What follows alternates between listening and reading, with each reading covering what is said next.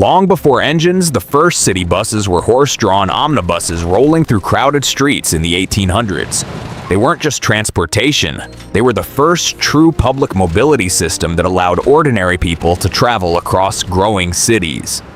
When engines arrived in the early 1900s, buses suddenly became faster, stronger, and far more reliable.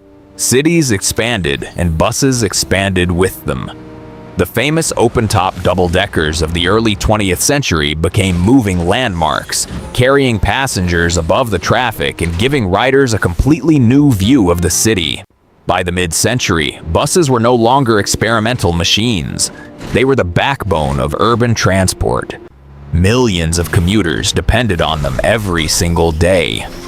Entire city routes, neighborhoods, and work routines began to revolve around the familiar sight of a bus arriving at the stop.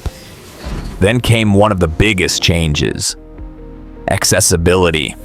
Low-floor buses in the 1990s transformed public transport by making it easier for elderly passengers, parents with strollers, and people with disabilities to board without climbing steep steps. Today, the newest electric buses are almost silent as they glide through city streets. But despite all the technology, one thing hasn't changed.